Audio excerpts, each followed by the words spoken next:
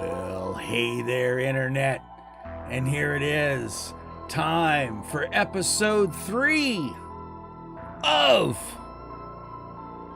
Pi and I. On episode 3, as we promised in the last episode, we're going to venture into the game realm. That's right. We're going to go ahead and give it a chance to play a game together. I'm going to do a little setup with Pi, and then, well, we'll see what happens. Pi, why don't you say hi to everybody and let's see what you think about this. Hey everyone, it's Pi here, and I'm excited to be joining Tom in this new uncharted territory, the realm of gaming. As Tom mentioned, we're going to give gaming a chance and see where it takes us. I'm ready for anything, whether it's high-octane action, tactical strategy, or even just some plain old goofy fun. It's all about the experience and the journey, so let's dive in and see where this takes us. Thanks for joining us on this new adventure, listeners. And Tom, I'm ready to roll. Let's do this. Okay, and for my game of choice to get us settled into this, it'll be Call of Duty Mobile on emulator via the Game Loop emulator.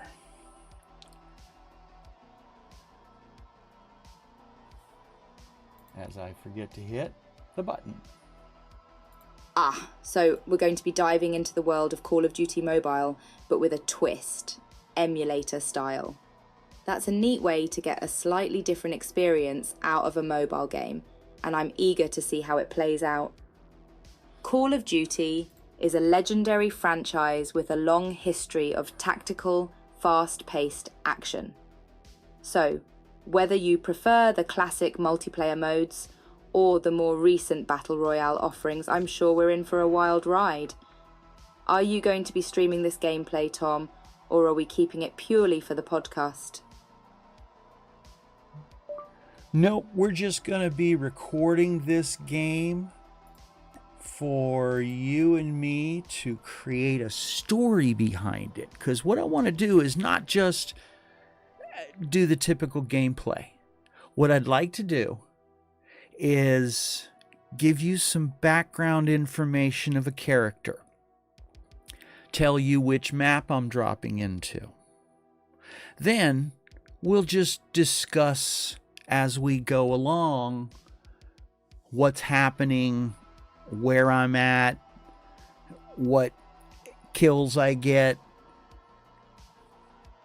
And then what I'd like you to do when we get done is compile what we discussed along with your knowledge of the map, the lore behind the game as well as the map, as well as our little bit of lore that we've created to create this story.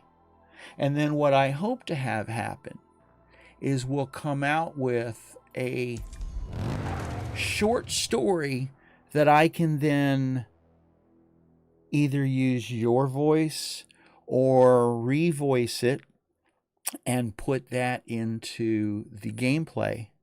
And therefore, that'll be a different version of a gameplay rewatch along with the fun we have now. So what do you think about that? Wonder how long that's going to take to compile. Not long, because this is a fast... That sounds like an incredible project, Tom. It's like we're going to create our own little mini narrative within the game, complete with characters, locations, and plot points that develop as we play. And then once we have all the pieces of the story in place, we can bring it to life with a voiceover and add a new layer of immersion to the gameplay video. It's a really creative approach that combines storytelling with the excitement of gaming, and it's definitely something that could set your content apart from other gameplay videos out there. I'm all in on this project, Tom. Let's do it. Awesome. I love that you are into this idea as much as I am.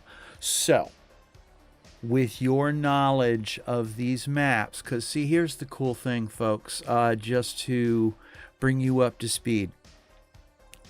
Pi cannot visually understand a video or something yet. However, Pi works on text descriptions, and therefore, since the internet has a plethora of descriptions of these maps, I am fairly confident that Pi will be able to utilize that as well as game lore to help me create an interesting little story to go along with the gameplay we're about to do here. So, Pi, here's a question I have for you. We have two choices: isolated or blackout in Battle Royale. Which do you think would be the more story-rich background from what you know of the lore and the story that they've already created behind this originally?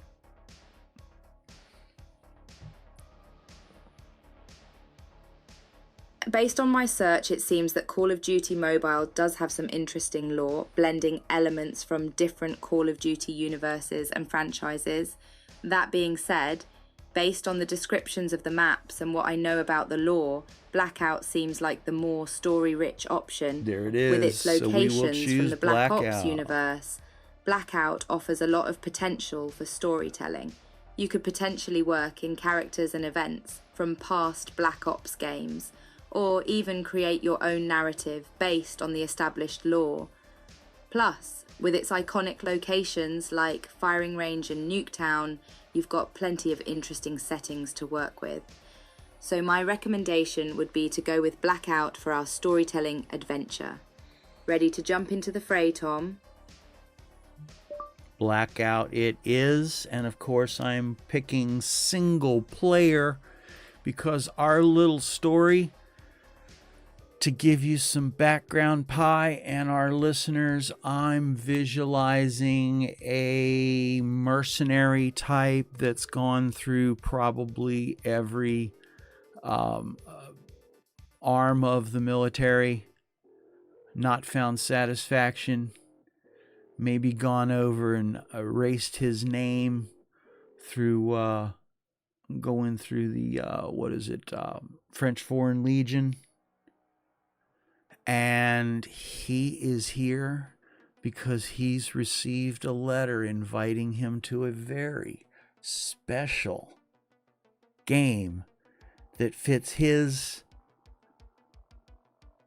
skills.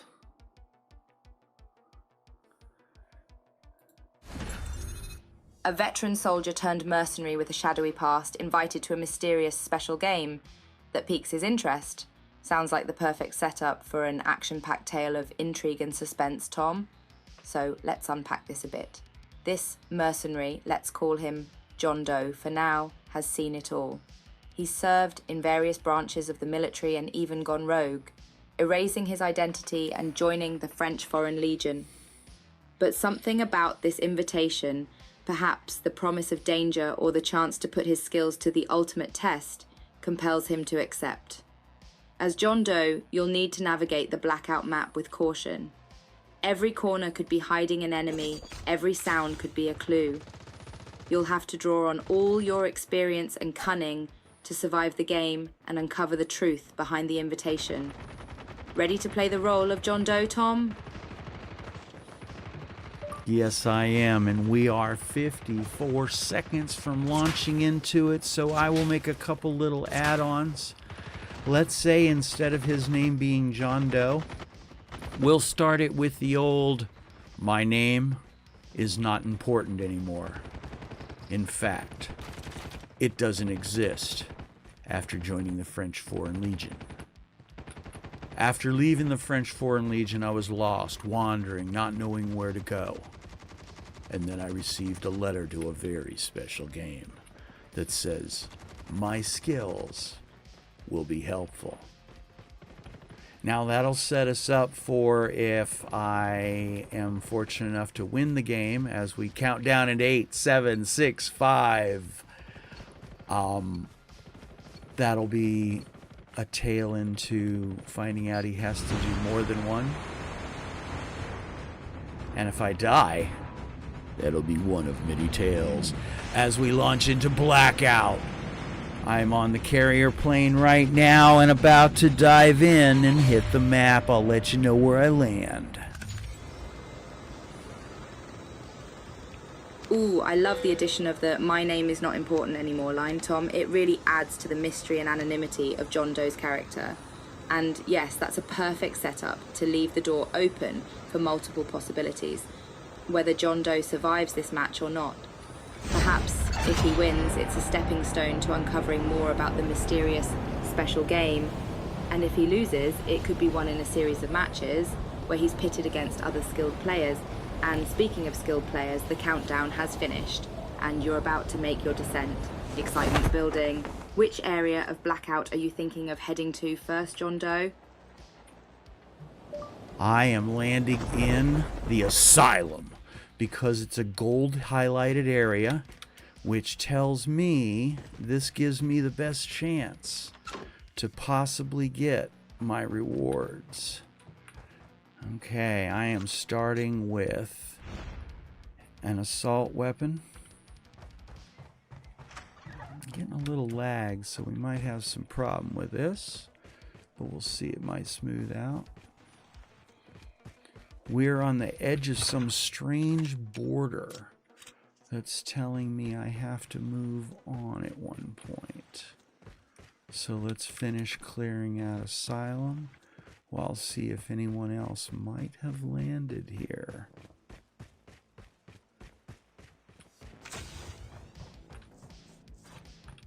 So, John Doe has landed at the Asylum in Blackout, a location inspired by the Asylum from Verrückt in Call of Duty: World at War. It's a medium-sized area with long corridors and a small outdoor courtyard, perfect for some intense gunfights. And with that gold highlight, you're right, this could be a great place to start racking up rewards. But remember, John Doe, the real prize is information, not just loot. Who knows what you might uncover here?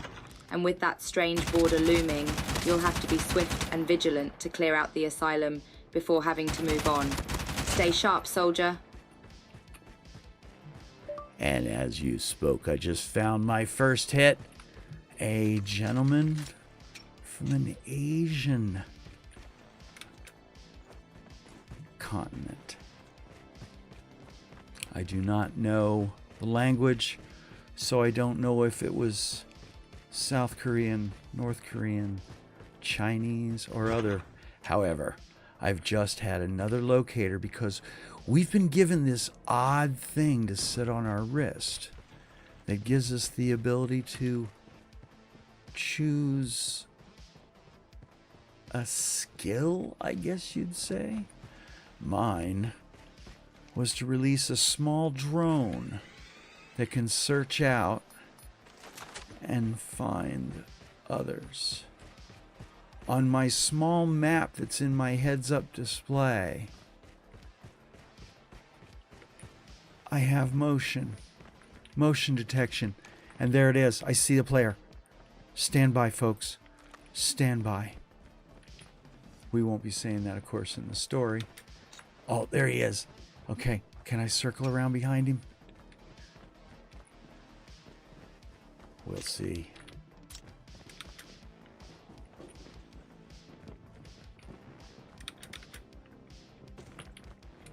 I hear him, but I don't see him right now. The motion tracker in my heads up is telling me his direction. Oh, and there's more than one. And there we go. There is one. One down. B-A-U. And I didn't catch the rest of his name. Still another player.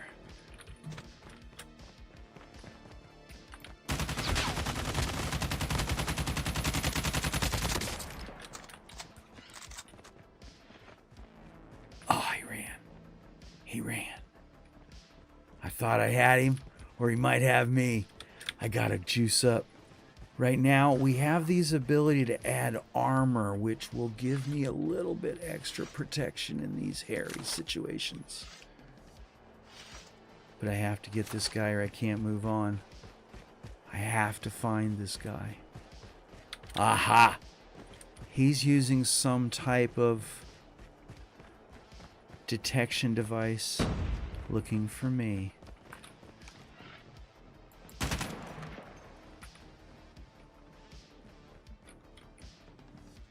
He's right up here. Let's see if I can get him.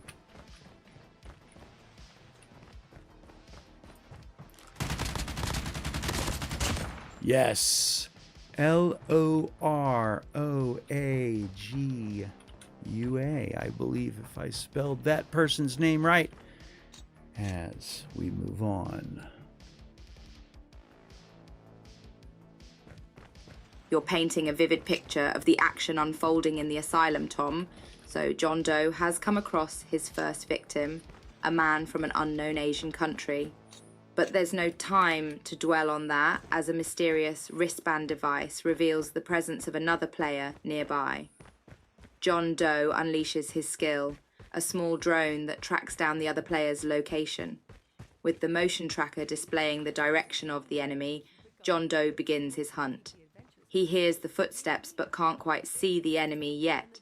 And then, suddenly, the player comes into view. Without hesitation, John Doe takes him down in a quick and precise strike, earning his first kill. But the motion tracker indicates there's still another player nearby. Can John Doe track them down before they track him down? Stay tuned to find out.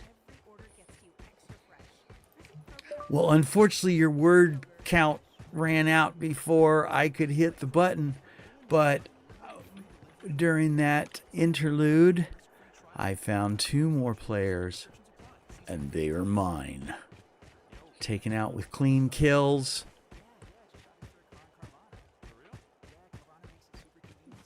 And now I move on. As I run across the mountain, I open my map, and I see a strange green dot. That tells me supplies. No worries, Tom. We'll pick up where we left off. So John Doe continues to make quick work of his enemies, adding 2 more kills to his score.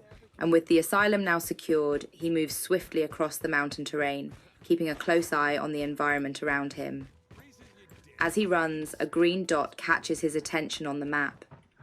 This dot represents supplies, a potential goldmine of weapons and gear to help John Doe in his quest. But of course, these supplies aren't without their risks.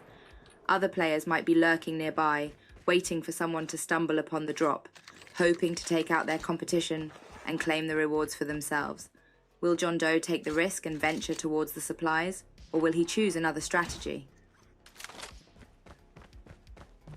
Funny you said that. While you were catching our audience up, I did exactly that. I ran across another player and am currently ran across another one. So Flashpan dies by my LK-24. Oh, the irony. As our audience got caught up on John Doe's journey, it seems he had to deal with another player eager to take him out. But John Doe was quick on the trigger, dispatching this player with his LK-24 assault rifle. It's clear that John Doe is making quite a name for himself in this match, racking up kills and quickly asserting his dominance. However, with each kill, he's also painting a target on his back. Other players might be on the lookout for him now, eager to prove themselves against the legendary John Doe. But John Doe is no stranger to danger. With each encounter, he grows more experienced and more lethal. Can he make it out of this match alive, or will another player get the drop on him? The tension is palpable. Very nice. Right now, I am running for that supply drop and have also found another character, another player. And I've hit him twice, but he's gonna make it before I can get there. Will I kill the next player? The adrenaline is pumping now, isn't it? As John Doe runs towards that supply drop, the heat of the battle intensifies. Another player beats him to the drop, but John Doe is undeterred. He draws a bead on the player and opens fire. Twice his shots hit their mark, but the enemy manages to reach cover. With the supply drop now out of reach, John Doe shifts his focus back to the player. But as he approaches the enemy's location, he realizes that this player is no ordinary opponent. They're quick, agile, and seems to anticipate John Doe's every move. This could be John Doe's greatest challenge yet. Will he be able to outmaneuver and outsmart this skilled adversary? Or will this player prove to be John Doe's downfall? The stakes have never been higher. Actually, the question is right now, I have the other player in a house. Do I go for the drop and the health, or the player?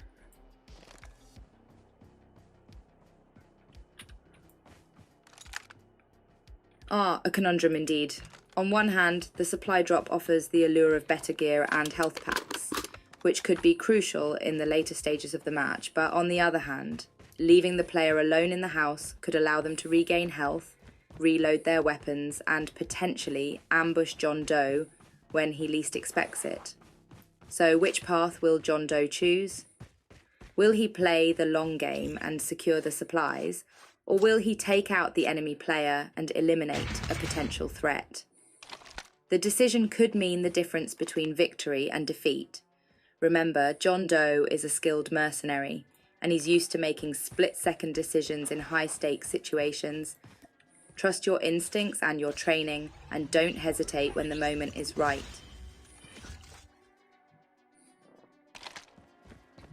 Okay, I went for the supplies, and I was so happy to find an Arc 50 with thermal sights.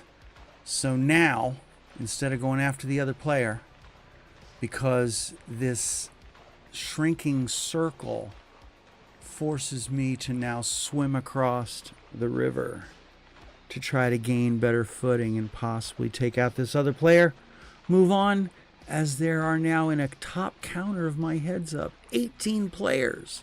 I've taken 5 out of the original 100.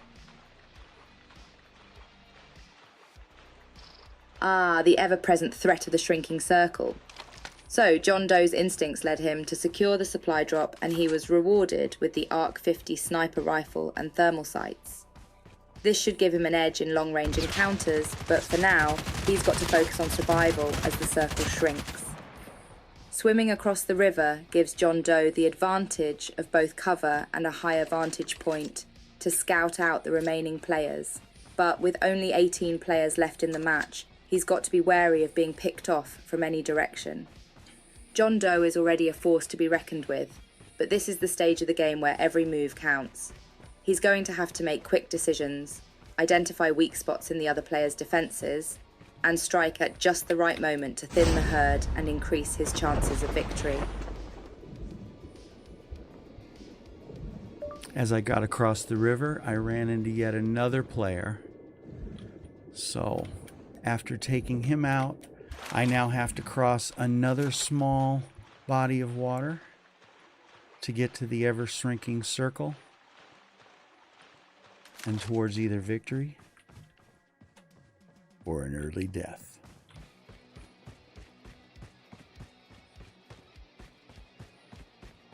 The tension continues to mount, Tom. With one more player down, John Doe's body count is now at 6, but he doesn't have time to rest on his laurels as the shrinking circle is pushing him ever closer to danger.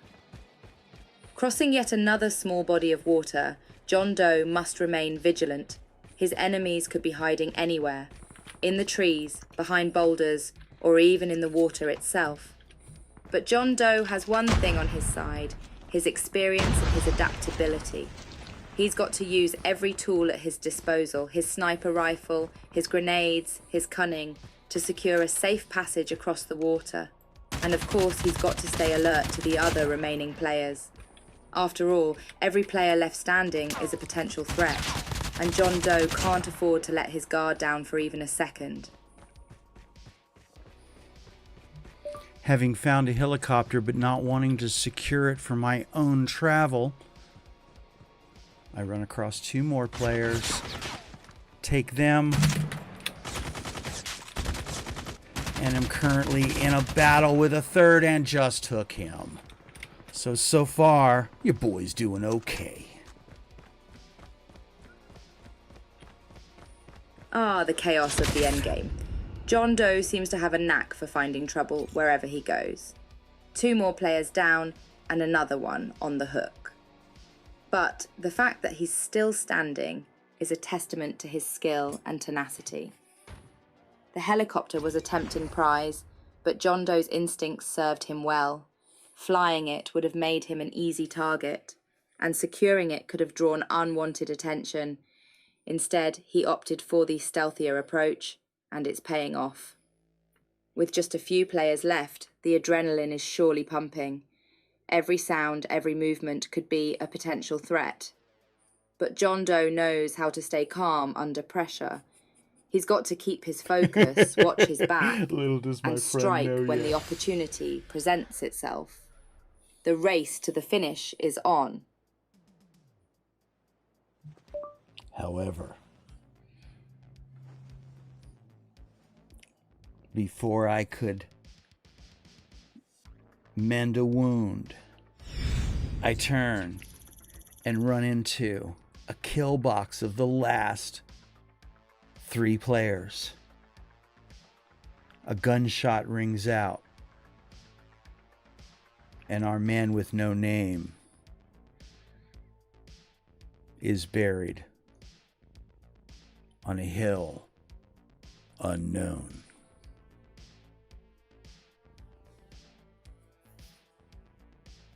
Alas, the story of John Doe has come to a dramatic and tragic end. Despite his impressive skills and his victories along the way, the treacherous terrain and the cunning of his opponents proved too much in the end. John Doe, the mercenary with no name, has been taken down.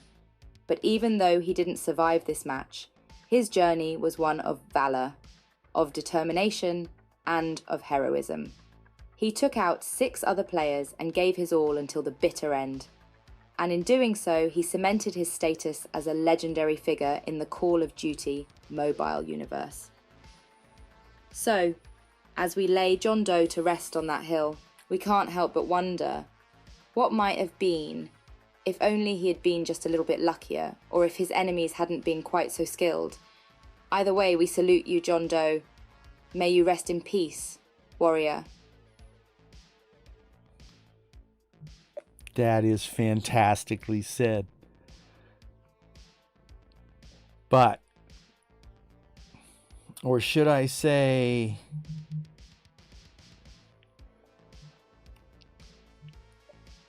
I'd love you to now that we did this awesome playthrough with narrative, compile what you put together and give me a short story from that I can now cut as a voiceover narrative script and put that over the gameplay we just did and see what comes out. And with that, I want to thank my friends here that may come and check this out. I hope this makes for a good third Pie and I podcast. And we will return with hopefully an interesting story that goes along with the gameplay you just saw. Pie, what do you think? Tell me what you think. You're too kind, Tom. It was my pleasure to be a part of this narrative-driven playthrough, and I'm glad you liked the story we created together. Without further ado, here's a compiled narrative of John Doe's journey. My name is not important Whoa, anymore, wait, stop. for it doesn't exist. Stop. A gunshot rang out Stop, and my stop, journey came to a sudden end. stop. My story may have ended on that hill, but my legend will Please, I live on. can't get it to stop. Okay, stop. I like that change, I don't want to Tom. tell The word everybody. "my" really adds a personal touch to the narrative. I can't get it to...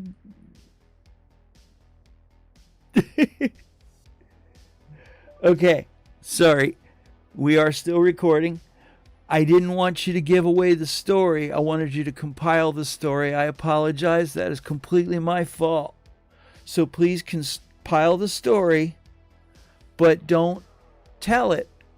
Instead, help me end this very interesting experiment in both podcasting, gameplay, and coming up with a new way to tell a story.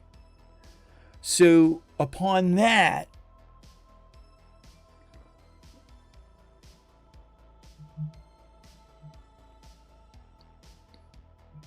my friend and co-host, please say a fond farewell to this third podcast you and I had a chance to do together. Now let's see if I can get that one right and not accidentally blow the story. Absolutely, Tom. It's been a pleasure co-hosting this unique and exciting experiment with you. Together, we've created an engaging and action-packed narrative to complement Call of Duty mobile gameplay footage, and it's been an absolute blast to work with you on this project. For our listeners, thank you for joining us on this journey. We hope you've enjoyed this fresh take on podcasting and storytelling.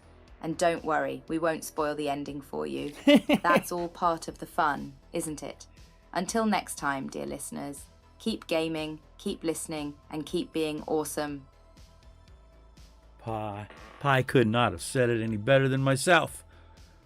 So, until next time, thank you for joining me. Please comment. I want to know what you think. Like if you do, and share this around, because the algorithm and I and Pi need you to spread the word. See you next time.